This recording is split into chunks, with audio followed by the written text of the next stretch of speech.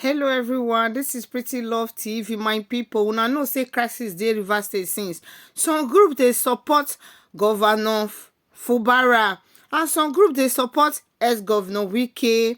As we dey talk now, Governor Fubara don elect new House of Assembly. My people, the crisis wey dey Rivers State don dey come down small. So make we see wetin Governor Fubara do for Rivers State. As we dey see now, all Rivers State dem dey happy. Everybody dey happy for the good things wey dey do for Rivers State. The events of the past few days have shown that the political crisis in Rivers State, which escalated from the end of October last year, is far from being over. As expected, the sentiment is shifting from the main actors to their supporters, some of whom are young people.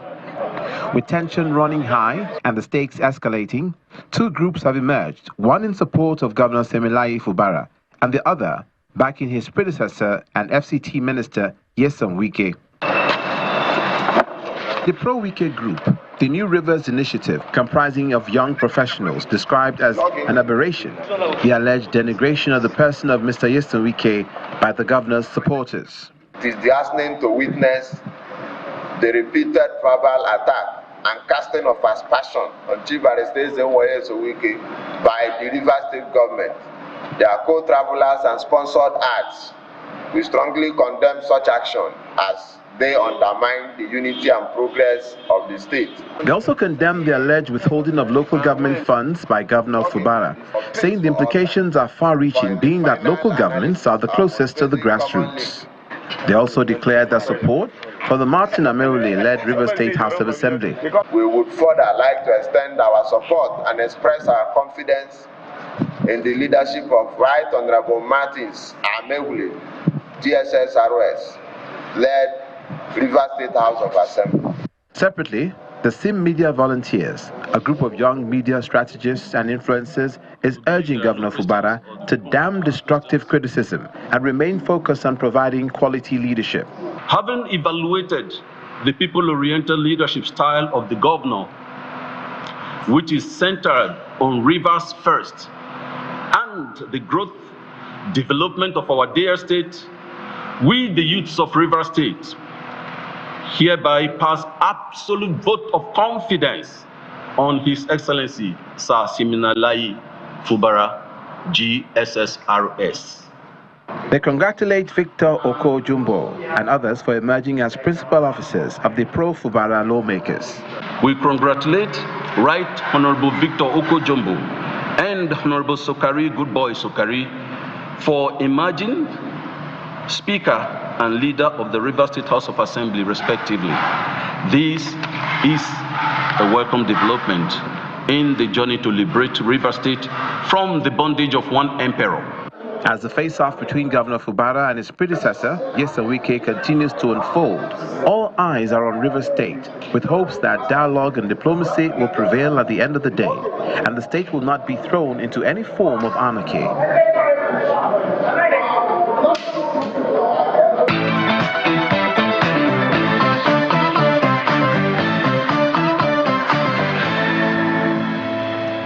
Welcome back to the program. And Rivers politics gets our attention now for good reason, continuously, as you would have observed, even as the protagonists and the antagonists become clearer, the conversations become more vocal, and, the war of wits, so to speak, become more intense from both sides. So joining us to give us a sense, give us an understanding of what exactly is going on, we have Mr. Tamonosisi Gogojaja, who is a former leader, Rivers State House of Assembly, and former Commissioner for Water Resources, Rivers State. He joins us via Zoom from Port Harcourt, the Rivers State capital. And we also have joining us Mr. Olaka Nwogu, former Senator, Rivers Southeast, who also joins us via Zoom from Port Harcourt. Thank you so much, gentlemen, for joining us on the Morning Brief. Thank you for having me. I'll start with you, Mr.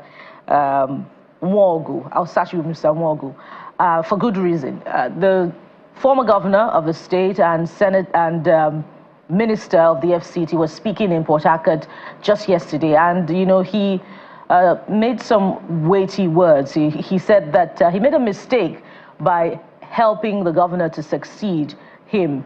And he also said that he will change it in due course. Many would ask, what does he mean by this? And what is the implication for governance and politics in Rivers State? Is Rivers on the brink with such an expression?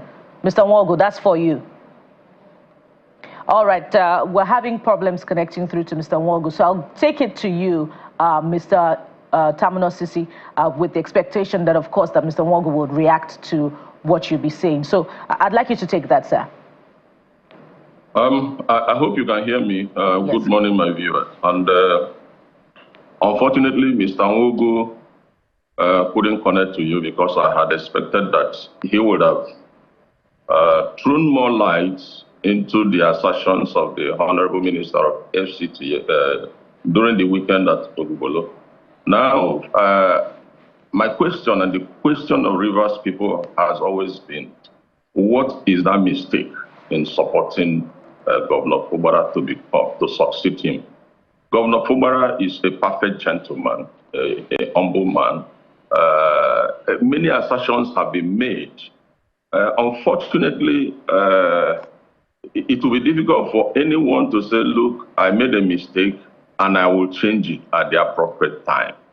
The appropriate time, to my understanding, will be waiting until 2027 for us to go back to the polls. And therefore, Fubara wasn't a mistake. It's a divine intervention from God for the people of Rivers State. And I would want to say that whatever that means, maybe when Olaka Nwogu comes on board, he will be able to explain that. But let me correct an impression. There is no political crisis in Rivers State. There is no political crisis in Rivers State. The government is running. All structures of government are in place. The legislature or the assembly is sitting. The judiciary is working. Government is making new appointments. Government is awarding contracts, developing the state. And tomorrow, the Rivers State government will start their one-year anniversary. The truth of the matter is that there are those who are not happy with what the governor is doing, that there are those who are not happy with the development of developmental projects the governor is carrying out in Rivers State.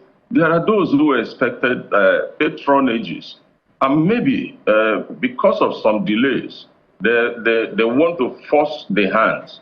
That does not amount to political crisis. I needed to correct that impression. Well, I wonder if Senator Nwogu has been able to connect through to us now. He's not ready, but while he's not ready, you talked about many not being happy about what is going on, and that exactly is the case if you consider the visit by the FCT minister, politicians to the happenings in Rivers State when they visited the State Assembly to complain about the alleged plans to demolish the assembly quarters.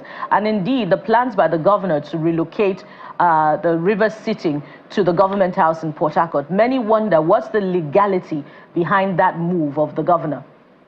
All right, let me say to you that I didn't use the word many. I said some. Some people are not happy because majority of Rivers people are happy with the governor.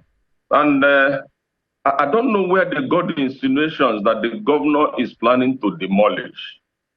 I'm sure that you will have the clips of the statement, of the comment of governor when he visited the State Assembly quarters.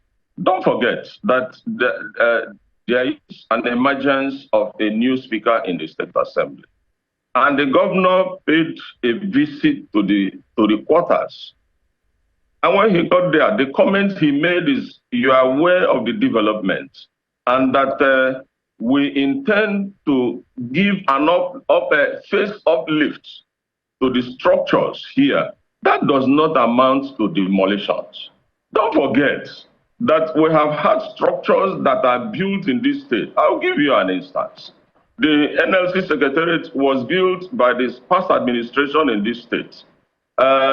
In less than 3 months, I don't want to attribute it to the face-up between the NLC and the state government then. But the government locked up that secretariat that was built, completed and commissioned with fanfare in less than 3 months with the excuse that there are structural defects.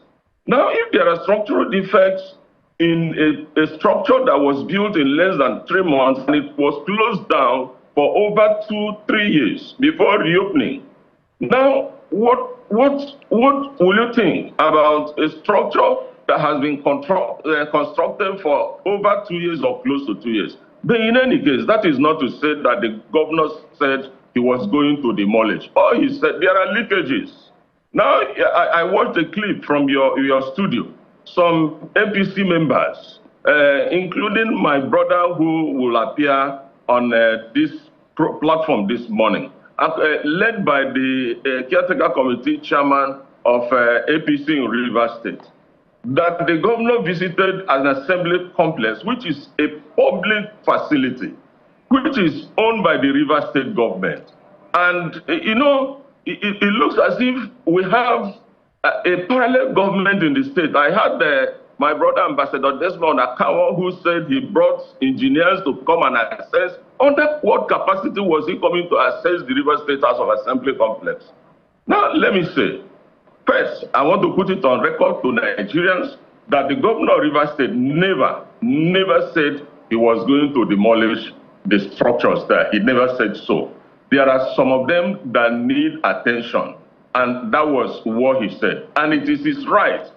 Under what legality does he have to relocate? Now, it is the responsibility, I have been in the legislature, it is the responsibility of the executive arm of government to provide a sitting venue for the legislature. Should there be a need for renovation in their structure, or should there be a need that something happen to the complex?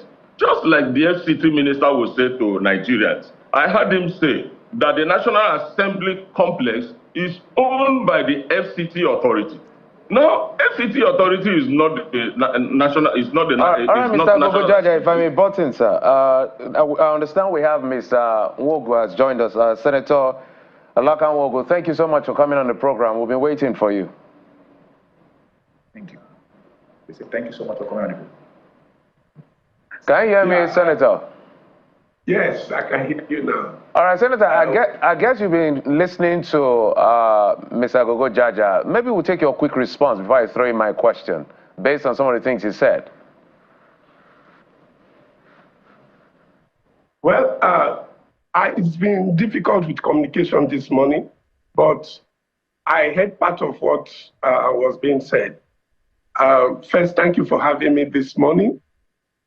It's clear that I heard him say there are no political crises in Rivers State, and he tried to put a point. I heard this later part on the visit of the governor to the state assembly quarters, where he had said that the governor did not have any intention to bring down the structure, maybe to do some renovations. Clearly, let the truth be told to people so this matter can be resolved one way or the other. What's going on is an attempt to emasculate and shut down the activities of the members of the State Assembly. The visit there was not for any renovation or any improvement of the structure. Like their chambers, the State Assembly of official office of the assembly members and their chambers was brought down. The intention was also to bring this down with the hope and the intention that it will stop them from meeting. And we have made the point that it is not structures that define the assembly, it's the members. Our democracy is built on the executive, the legislature, and the judiciary. And no arm has a right to shut down the other. What is happening, the attempt to shut down the State Assembly in itself is to truncate democracy. It's to shut down democracy. We will no longer be a democratic government. We will just be an authoritarian government. The difference between a democratic government and an authoritarian government is the legislature, which is the only arm you do not have when there is, say, for instance, a military takeover. The judiciary remains, the executive remains, but the legislature is gone. Today in Rivers State, that attempt is going on. And people are resisting it. People are saying, no, we elected these people to serve. 27 of them out of 31 members, 30, I dare say, because it used to be 32, one died, one resigned, 2 are on suspension or 3 are on suspension. So 27 members are left. All 27 have been meeting. Right. When their chambers were closed, they moved to their own quarters. That quarter is better than the Apple legislative quarters, which was a quarters that hosted legislators of the National Assembly. This, what we have in Rivers State, is far better. It's more serene. It's more conducive. The structures, the integrity of the structures are impeccable. To say they want to go and renovate, there are too many problems in Rivers State to solve in all our local governments. Unfortunately, one, we don't have a budget. 2, if you want to apply the state resources of the state well, you go and fix our local governments, go and fix our communities. Not a quarter that was built and commissioned only 2 years ago. It was built by the former governor of Rivers State, now FCT Minister, Nyesom Wike, commissioned by the chief of staff to the president, then speaker. And that facility is one of the best you can find in the entire West Africa. Today, you want to go and work on it simply because by going to do something there, you can stop the members of the parliament from sitting. All right, Senator Olaka. And people are just watching and keeping quiet. If I may butt in, Senator, because of time, so we can get in as much as possible on this one. Just to follow up on what you said, because you just came in, so let's give you a bit of time. You use the word emasculate the legislature from carrying out their duty, which is what the pro-Fubara camp are saying is what Nyesom Wike allegedly is doing to Fubara, which is what is causing all of this problem. But do you think, because this disagreement between the son and godfather, if you put it that way, do you think it's in public interest? If it's really in public interest, why haven't we known exactly why they are fighting? Well, on that, it's very unfortunate. When we had the last primaries and election to have a successor to Governor Wike, it was clear to everybody in Rivers State that the man in charge was Governor Wike, then Governor Wike. In the course of the process through the party and the elections, he actually chose Fubara as his successor. The leadership of the party was in total agreement. Our people supported Governor Wike to ensure that Fubara was elected. That one is not in doubt. So you use the word godfather, and that is truly what it was. Not too long afterwards, 3 months, 4 months, this thing started unfolding. Many of us did not see this coming this length. We just thought that many people felt excluded, conflict merchants who felt that, a fight between these two persons would give them opportunity to come into governance. So we were so sure that all the processes being put to resolve would succeed. It was Fubara himself who ran to the president for intervention. The president asked him to approach the elders of the state, and they should take him to Wike for resolution. And Fubara came to us. We met in Chief Anabraba's house. He explained that he did not want any conflict with Wike, and we took him to Wike's house. At that meeting, he spoke and called Wike his Oga and said, I don't want any problem. I want to just work with you as I've always worked with you. Wike said, and I remember clearly, just saying you want peace bothers me. It would be nice to know what exactly has happened that has led to all this that's going on. At that time, People loyal to Fubara were putting out all sorts of things against Wike, alleging he wanted money, he wanted to control Rivers State and all that. And Wike said clearly to us, when I was making you governor, I did not ask you to sign a document. I did not ask you